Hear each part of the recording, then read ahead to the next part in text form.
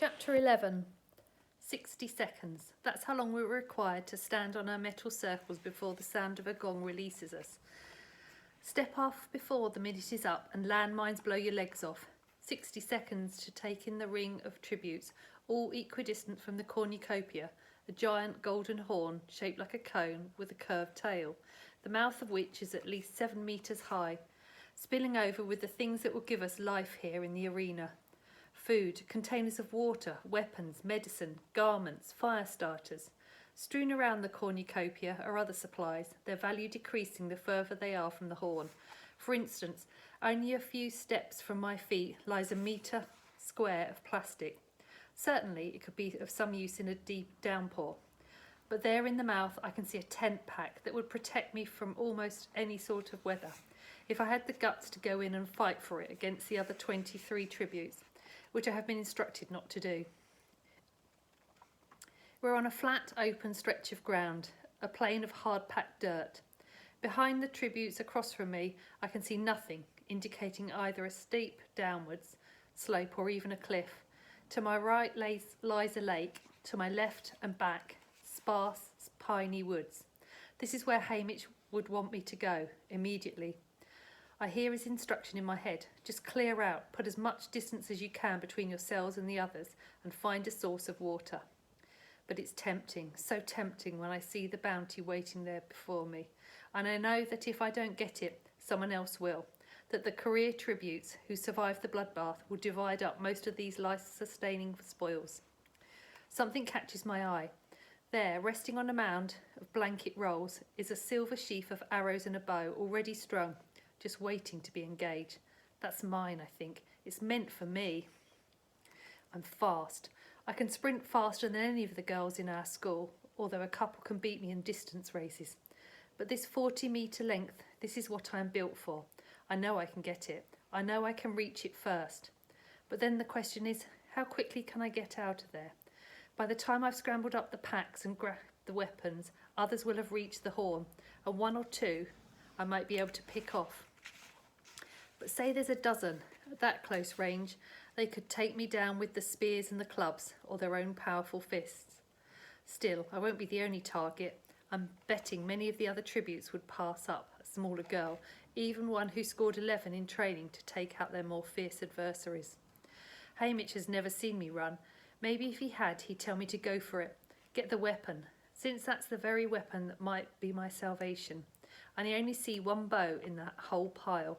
I know the minute must be almost up, and I have to decide what my strategy will be. And I find myself positioning my feet to run, not away into the surrounding forest, but towards the pile, towards the bow, when suddenly I notice Peter.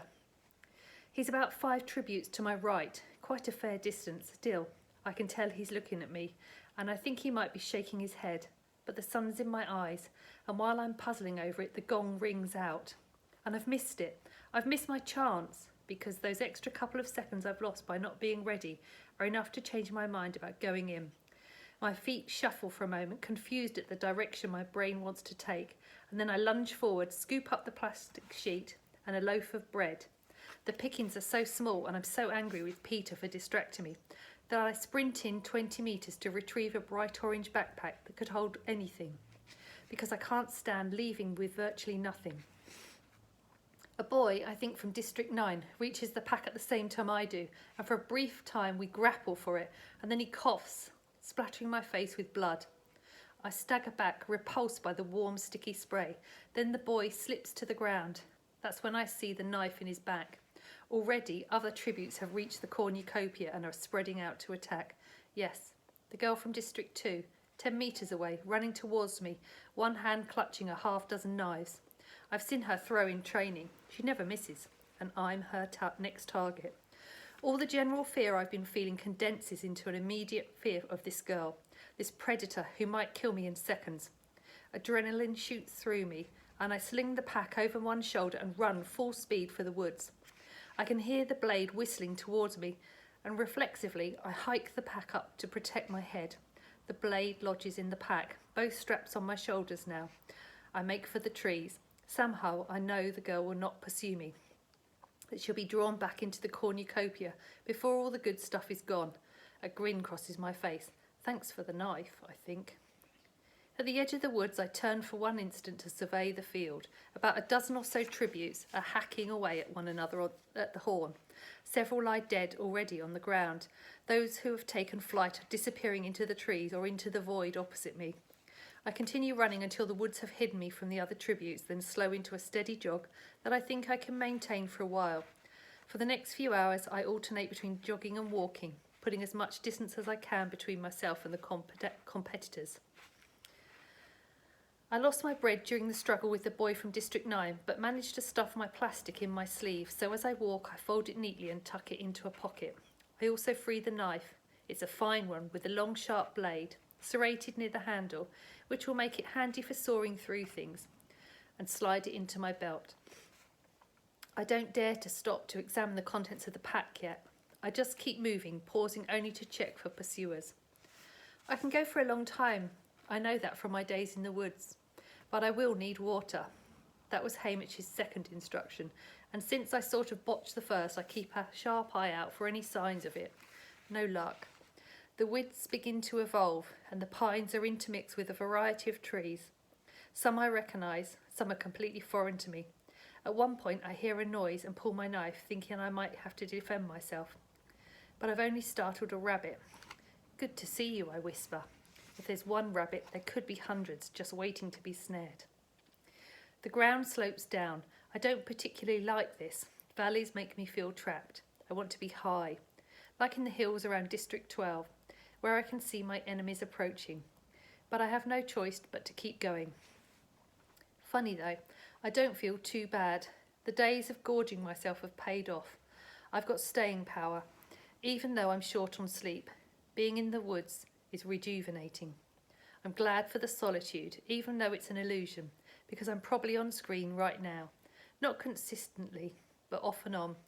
There are so many deaths to show that first day that a tribute trekking through the woods isn't much to look at. But they show me enough to let people know I'm alive, uninjured and on the move. One of the heaviest days of betting is the opening, when the initial casualties come in. But that can't compare to what happens as the field shrinks to a handful of players. It's late afternoon when I begin to hear the cannons. Each shot represents a dead tribute. The fighting must have finally stopped at the cornucopia. They never collect the bloodbath bodies until the killers have dispersed. On the opening day, they don't even fire the cannons until the initial fighting's over, because it's too hard to keep track of the fatalities. I allow myself to pause, panting as I count the shots. 1, 2, 3, on and on until they reach 11. 11 dead in all. 13 left to play. My fingernails scrape at the dry blood. The boy from District 9 coughed into my face. He's gone, certainly. I wonder about Peter. Has he lasted through the day? I'll know in a few hours when they project the dead's image into the sky for the rest of us to see. All of a sudden I'm overwhelmed by the thoughts that Peter may be already lost, bled white, collected and in the process of being transported back to the capital to be cleaned up, redressed and shipped in a simple wooden box back to District 12. No longer here. Heading home. I try hard to remember if I saw him once the action started, but the last image I can conjure up is Peter shaking his head as the gong ran out. Maybe it's better if he's gone already. He had no confidence he could win. I now will not end up with the unpleasant task of killing him. Maybe it's better if he's out of this for good. I slumped down next to my pack, exhausted. I need to go through it anyway before night falls, see what I have to work with. As I unhook the straps, I can feel it's sturdily made, although a rather unfortunate colour. This orange will practically glow in the dark. I make a mental note to camouflage it first thing tomorrow. I flip open the flap. What I want most, right at this moment, is water. Haymitch's directive to immediately find water was not arbitrary. I won't last long without it. For a few days I'll be able to function with unpleasant symptoms of dehydration, but after that I'll deteriorate into helplessness and be dead in a week. I carefully lay out the provisions. One thin black sleeping bag that reflects body heat, a pack of crackers, a pack of dried beef strips, a bottle of iodine, a box of wooden matches, a small coil of wire, a pair of sunglasses, and a 2-litre plastic bottle with a cap for carrying water that's bone dry. No water. How hard would it have been for them to fill up the bottle? I become aware of the dryness in my throat and mouth, the cracks in my lips. I've been moving all day long. It's been hot and I've sweated a lot. I do this at home, but there are always streams to drink from, or snow to melt if it should come to it. As I refill my pack, I have an awful thought. The lake, the one I saw while I was waiting for the gong. What if that's the only water source in the arena? That way they're guaranteed drawing us in to fight. The lake is a full day's journey from where I sit now, a much harder journey with nothing to drink. And then, even if I reach it, it's sure to be heavily guarded by some of the career tributes. I'm about to panic when I remember the rabbit I startled earlier today. It has to drink too. I just have to find out where. Twilight is closing in and I'm ill at ease. The trees are too thin to offer much concealment. The layer of pine needles that muffles my footsteps also makes tracking animals harder when I need their trails to find water. And I'm still heading downhill, deeper and deeper into a valley that seems endless. I'm hungry too, but I don't dare break into my precious store of crackers and beef yet. Instead, I take my knife and go to work on a pine tree, cutting away the outer bark and scraping off a large handful of the soft inner bark. I slowly chew the stuff as I walk along. After a week of the finest food in the world, it's a little hard to choke down, but I've eaten plenty of pine in my life. I'll adjust quickly. In another hour, it's clear I've got to find a place to camp. Night creatures are coming out. I can hear the occasional hoot or howl, my first clue that I'll be competing with natural predators for the rabbits. As to whether I'll be viewed as a source of food, it's too soon to tell. There could be any number of animals stalking me at this moment. But right now I decide to make my fellow tributes a priority. I'm sure many will continue hunting through the night. Those who fought it out at the cornucopia will have food, an abundance of water from the lake, torches or flashlights and weapons they're itching to use. I can only hope I've travelled far and fast enough to be out of range. Before settling down, I take my wire and set 2 twitch-up snares in the brush. I know it's risky to be setting traps, but food will go so fast out here, and I can't set snares on the run. Still, I walk another 5 minutes before making camp. I pick my tree carefully. A willow, not terribly tall, but set in a clump of other willows, offering concealment in those long flowing tresses. I climb up, sticking to the stronger branches close to the trunk, and find a sturdy fork for my bed. It takes some doing, but I arrange the sleeping bag in a relatively comfortable manner. I place my backpack in the foot of the bag, then slide in after it. As a precaution, I remove my belt, loop it all the way round the branch and my sleeping bag and refasten it at my waist. Now, if I roll over in my sleep, I won't go crashing to the ground. I'm small enough to tuck the top of the bag over my head, but I put on my hood as well. As night falls, the air is cooling quickly. Despite the risk I took in getting the backpack, I know now it was the right choice. This sleeping bag, radiating back and preserving my body heat, will be invaluable. I'm sure there are several other tributes whose biggest concern right now is how to stay warm, whereas I may actually be able to get a few hours of sleep, if only I wasn't so thirsty.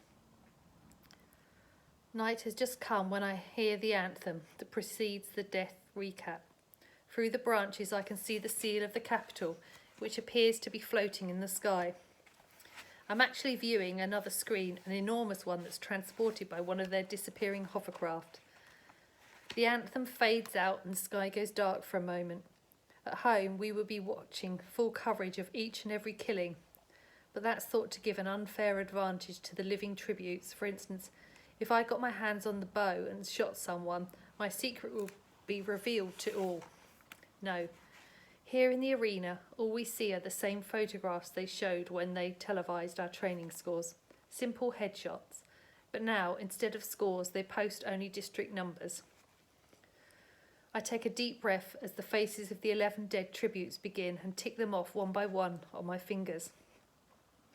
The first to appear is the girl from District 3. That means that the career tributes on 1 and 2 have all survived. No surprise there. Then the boy from 4. I didn't expect that one. Usually all the careers make it through the first day. The boy from District 5. I guess the fox-faced girl made it. Both tributes from 6 and 7. The boy from 8. both from 9. Yes, there's the boy who I fought for the backpack. I've run through my fingers. Only one more dead tribute to go. Is it Peter? No, there's the girl from District 10. That's it. The capital seal is back with a final musical flourish, then darkness and the sound of the forest resume. I'm relieved Peter's alive. I tell myself again that if I get killed, his winning will benefit my mother and Prim the most. This is what I tell myself to explain the conflicting emotions that arise when I think of Peter. The gratitude that he gave me an edge by professing his love for me in the interview, the anger at his superiority on the roof, the dread that we may come face to face at any moment in this arena. 11 dead, but none from District 12. I tried to work out who is left. 5 career tributes, Foxface, Thresh and Rue. Rue, so she's made it through the first day after all. I can't help feeling glad. That makes 10 of us. The other 3 I'll figure out tomorrow. Now, when it is dark and I have travelled far and I am nestled high in this tree, now I must try and rest. I haven't really slept in 2 days, and then there's been the long day's journey into the arena. Slowly, I allow my muscles to relax, my eyes to close. The last thing I think is it's lucky I don't snore. Snap! The sound of a branch breaking wakes me. How long have I been asleep? 4 hours? 5. The tip of my nose is icy cold. Snap, snap. What's going on? This is not the sound of a branch under someone's foot, but the sharp crack of one coming from a tree. Snap, snap. I judge it to be several hundred metres to my right. Slowly, noiselessly, I turn myself in that direction. For a few minutes there's nothing but blackness and some scuffling. Then I see a spark and a small fire begins to bloom. A pair of hands warms over flames, but I can't make out more than that. I have to bite my lip not to scream every foul name I know at the fire starter. What are they thinking? A fire lit just at nightfall would have been one thing. Those who battled at the cornucopia with their superior strength and surplus of supplies, they couldn't possibly have been near enough to spot the flames then. But now they've probably been combing the woods for hours looking for victims. You might as well be waving a flag and shouting, "Come and get me."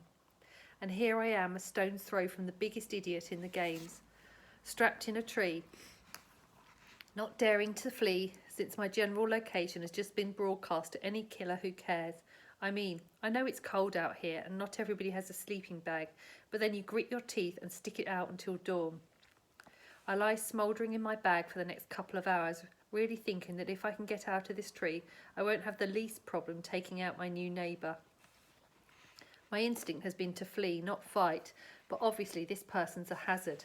Stupid people are dangerous. And this one probably doesn't have much in the way of weapons, while I've got this excellent knife. The sky is still dark, but I can feel the first signs of dawn approaching.